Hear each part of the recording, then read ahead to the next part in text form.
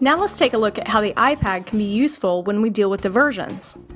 Here, we're en route from Fort Lauderdale Executive to Orlando Executive, just east of Lake Okeechobee, when, of course, one of our passengers needs to take a break. What many pilots will do is tap and hold the airplane on the chart to bring up a list of the nearest airports. But we have another caution for you. As of now, there's no filter option in ForeFlight. This means it will give you a list of the closest fields, and none of those may be suitable for the situation you're in. Here, the closest airport to our current location is Indiantown. If we tap on the blue arrow, bring up the airport information, and then select runways, you can see this airport has a grass strip, which may not be appropriate for the aircraft we're flying.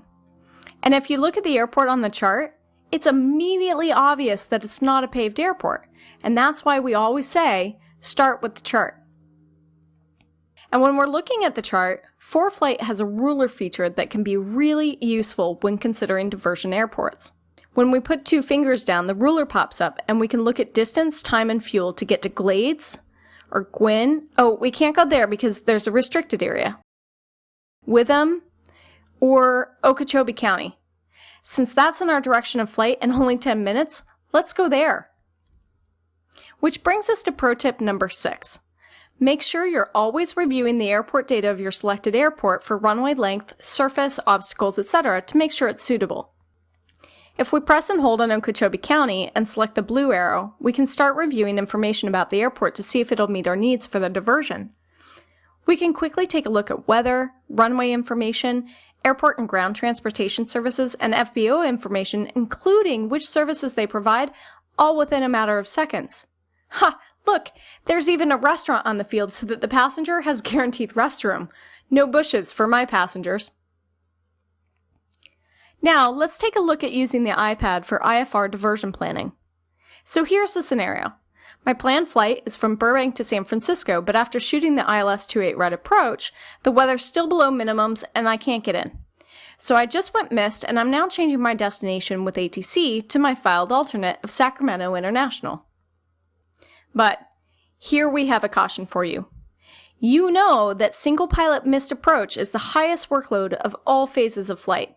So we need to be extra careful not to let the iPad add to the workload or become a distraction.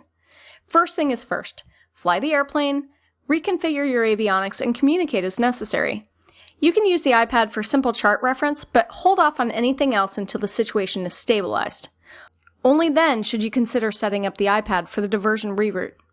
So here's the clearance that ATC gives us for our alternate. Cleared to Sacramento International via direct, Rebus, Victor 150, Sacramento direct. Once I'm underway in the mist and time permits, I can set up ForeFlight for the reroute.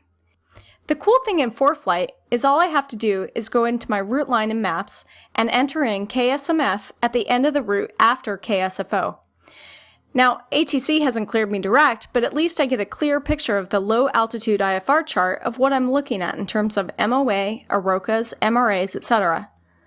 Once I have the course line, I can now use rubber banding to add Rebus and Victor 150 by the way of Sacramento VOR to my new routing. I zoom in, drag the course line over near Rebus, and then I select it from the list of waypoints.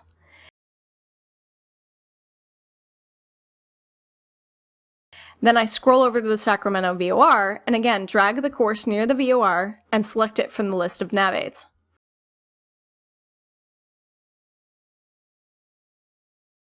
I can now revisit my nav log and activate the leg I'm about to fly. In the nav log, I locate the leg I want to fly, tap on the encircled arrow, and then select Fly KSFO to Rebus leg.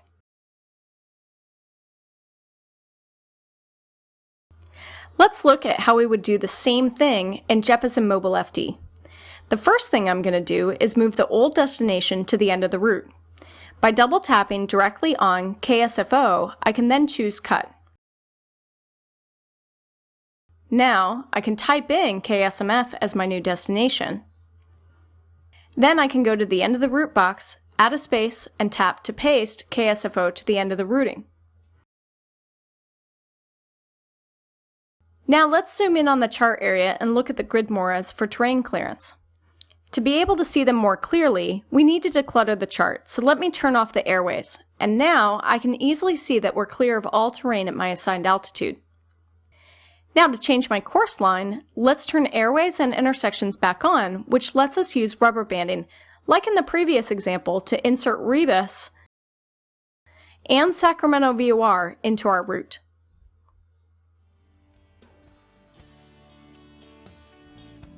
And now, we're good to go.